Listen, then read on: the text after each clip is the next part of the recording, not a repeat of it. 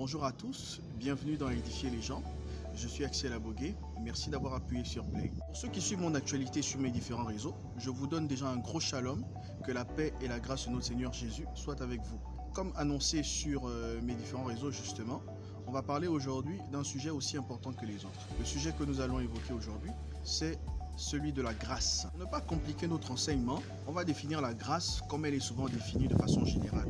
La grâce, c'est la faveur imméritée que Dieu fait aux hommes, et cela de façon gratuite. Dans le grec biblique, on parle de charichi. La grâce se dit donc charichi, qui a donné charisma. Et charisma veut dire le don. En réalité, la grâce, c'est le don de Dieu.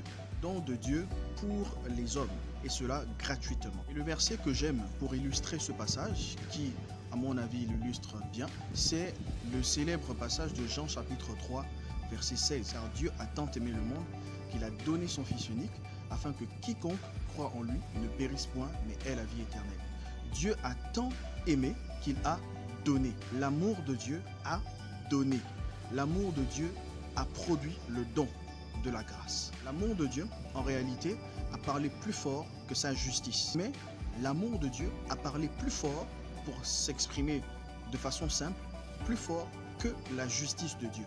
Dans les caractéristiques de Dieu, on constate que Dieu est amour, Dieu est aussi justice. En réalité, l'homme mérite de ne pas vivre. L'homme mérite le châtiment à cause des multiples péchés que l'homme commet tous les jours. Nous transgressons tous les jours ses lois et ses règles. Mais l'amour de Dieu a triomphé de ce dualisme. Le passage de Romains chapitre 6 au verset 23 l'explique bien. Le salaire du péché, c'est la mort, mais le don gratuit de Dieu, c'est la vie éternelle en Jésus-Christ. Selon la loi divine, celui qui pêche est destiné à la mort, la condition de l'homme en général. L'amour a été tellement plus grand que la justice que l'amour a produit le don. Et le don, donc la grâce que Dieu a donnée, c'est son Fils. Dieu nous a fait grâce en nous donnant son Fils. Lui qui a donc le Fils n'a plus le châtiment ou la condamnation de la mort, mais la vie éternelle. Souvenez-vous, on a dit que la grâce, c'est la faveur imméritée, etc.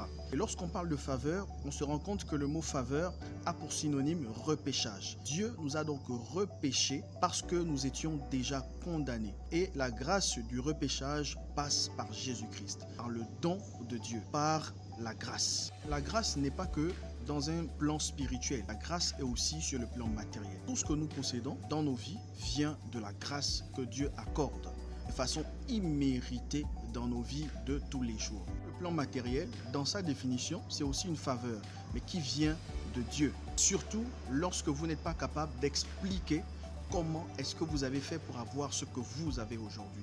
Vous êtes purement et simplement dans la grâce divine. Sur le plan matériel, Dieu fait grâce à qui il veut.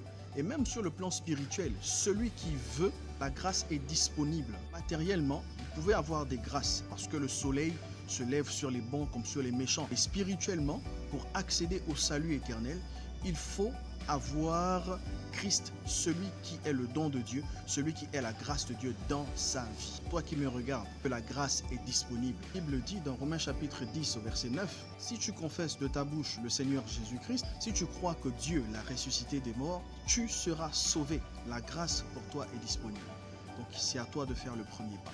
Écris-moi en inbox, laisse-moi un message afin de pouvoir échanger. Donc je laisse mon numéro en description. WhatsApp pour que nous puissions avoir des échanges si tu veux donner ta vie au Seigneur. Que Dieu te bénisse et à la prochaine.